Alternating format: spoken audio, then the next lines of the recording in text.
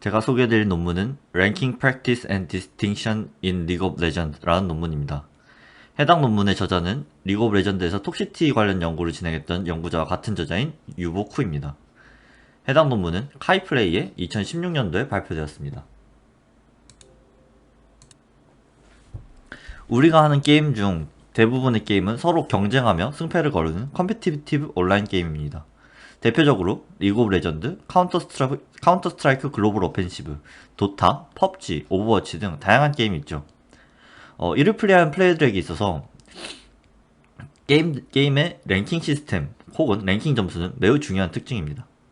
랭킹 점수는 비슷한 플레이어끼리 만나게 되도록 사용되며 플레이어가 얼마나 게임을 잘하는가를 나타내는 지표가 되기도 하고 플레이어들에게 게임을 하도록 동기부여를 주는 수단이 되기 때문입니다.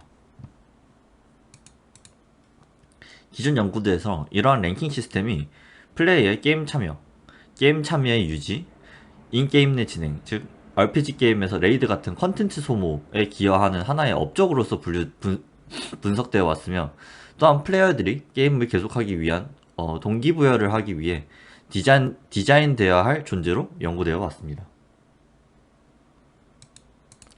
그러나 경쟁적 게임에서 플레이어 순위가 왜 그렇게 중요한지에 대한 연구는 플레이어의 참여도, 헌신성을 조사한 연구 외에 거의 진행되지 않았습니다. 따라서 해당 연구에서는 플레이어의 랭킹이 플레이어들의 사회적 관행과 사회적 구조를 어떤 식으로 어느 정도만큼 매개하는지, 즉 둘이 어떤 관계를 맺는지 알아보고자 합니다. 저자는 이러한 관계를 연구하기 위한 게임으로 리그 오브 레전드를 선택합니다. 리그 오브 레전드는 멀티플 온라인 배틀 아레나, 모바 장르의 게임으로 월마다 한 번씩 접속하는 플레이어가 6,700만 명에 달할 정도로 유명한 게임입니다. 플레이어는 5대5로 팀을 맺어 상대방의 기절 부숴 이기는 것을 목표로 서로 경쟁하며 이러한 매치메이킹 방식은 랭킹 점수에 근거로 하는 것이 하나의 특징입니다. 리그 오브 레전드에서 존재하는 랭킹 시스템은 다음과 같습니다.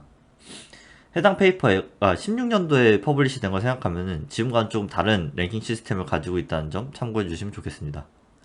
하위 랭크부터 이제 40%를 차지하는 브론즈, 37%를 차지하는 실버, 14%를 차지하는 골드, 6%를 차지하는 플래티넘, 1%를 차지하는 다이아가 존재하며 해당 티어는 각각 티어마다 5단계로 나뉩니다.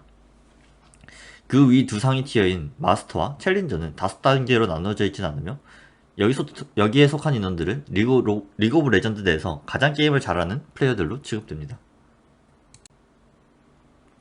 저자는 랭크와 플레이어의 행동에 대한 정보를 얻기 위해 세미 스트럭처드 인터뷰를 진행합니다. 인터뷰는 16명의 북미 서버 리그 오브 레전드 플레이어를 대상으로 진행되었고 13년부터 15년까지 2년에 걸쳐서 인터뷰가 진행되었습니다. 참가자는 다이아 1명, 플래티넘 3명, 골드 5명, 실버 4명, 브론즈 3명으로 구성되었고 인게임 혹은 포럼에서 혹은 스노볼 샘플링을 통해서 참가자를 모집하였습니다.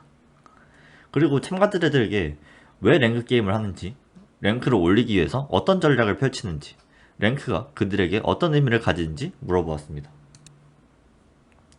또한 저자는 온라인 포럼에서 랭크와 관련된 게시물을 찾아 연구에 사용하였습니다. 제자는 레딧과 롤 공식 포럼에서 랭킹, 브론즈, 실버, 골드 등과 같은 랭크 관련 키워드를 통해 게시물을 찾았고 레딧에서 총 37개, 롤 공식 포럼에서 총 36개의 게시물을 찾아서 연구에 사용하였습니다. 이렇게 수집된 데이터를 통해 저자는 그라운디드 티어리라는 방법을 써서 분석을 진행합니다. 그라운디드 티어리란 질적 연구를 할 때 사용하는 방법론으로 데이터를 먼저 수집하고 수집한 데이터를 분석함으로 이론을 도출해내는 방식입니다. 구체적으로 먼저 데이터를 읽은 후 해당 데이터를 코딩합니다. 여기서 코딩이란 테마별로 정리하고 분류하는 것을 뜻합니다. 그 후 데이터로 돌아가서 다시 데이터를 읽고 이를 통해 처음 코딩을 했을 때 발생한 테마를 체계적으로 분석합니다. 이를 여러 번 반복하고 발전시켜 나가면 수집된 데이터로부터 핵심적인 현상을 파악하는 것이 가능해집니다. 분석 결과입니다. 분석 결과 랭킹은 리그 오브 레전드 플레이 경험에 3가지 방식으로 영향을 주었습니다. 이는 사회적 계층화와 고정관념, 플레이어 서사, 학습과 협업입니다. 먼저 사회적 계층화, 고정관념부터 살펴보겠습니다. 먼저 인터뷰를 통해 특정 플레이어를 지칭할 때 그 사람의 랭크를 언급하는 것을 많이 확인할 수 있었습니다. 예를 들면 나는 다이아인 친구가 있어 라던가 내 다른 친구는 실버에서 한참 못 벗어났어 라던가 일반 게임에서 만난 골드애가 제드미드를 추천해줬어 등으로 나타납니다. 이르바 랭크가 플레이어를 설명하는 중요한 요소가 된 것을 확인할 수 있습니다. 이러한 랭크가 일반적으로 플레이어의 실력보다 더 많은 정보를 내포하고 있는 것 또한 확인할 수 있었습니다. 예를 들면 다이아 랭크는 게임을 하드코어하게 하며 다양한 챔피언의 장단점을 알고 때론 오만하다고 사람들은 평가했습니다. 또한 브론즈 랭크 플레이어는 생각 없이 게임을 하고 자주 화를 내며 배우기 거부하고 팀원과 협동하는데 거의 관심이 없다고 응답했습니다. 이러한 랭크 내 고정관점은 인게임 협동성, 학습, 실력, 지식, 성질, 인성, 팀원 인지랑 같이 다양한 차원에서 생겨나는 것 또한 확인 가능했습니다. 플레이어의 서사입니다. 플레이어는 랭크가 높을수록 성취감, 만족감을 느끼는 것을 나타냈습니다. 한 플레이어는 자신이 플레이한 첫 시즌 내 골드까지 달성할 수 있었던 거에 매우 자랑스러워했다고 응답합니다. 이는 플레이어의 자존감은 플레이어의 실력에 대한 인식과 긍정적인 연관성이 있었다는 이전 연구가 같은 결을 이루기도 합니다.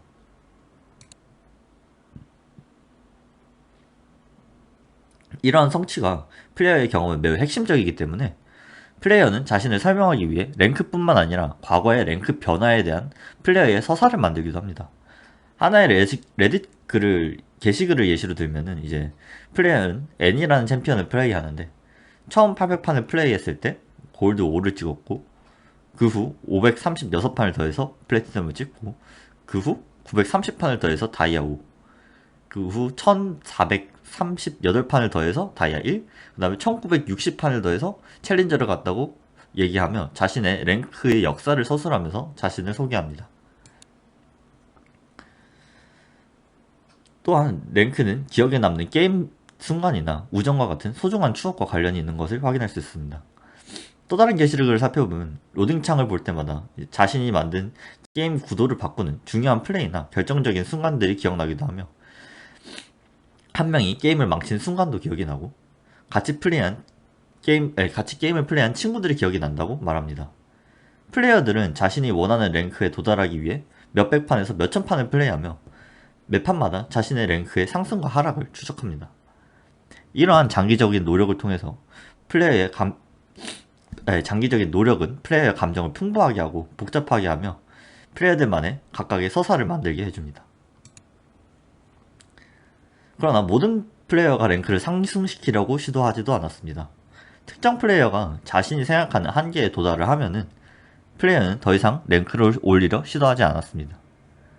해당 인터뷰에서 다이아 5를 달성한 이후 자신이 마스터나 챌린저에 도달할 수 없는 걸 알고 있었기 때문에 다이아 1이나 다이아 5나 그리고 같은 다이아 티어였기 때문에 플레이어는 플래티넘에 떨어지지 않게만 플레이했다고 응답합니다.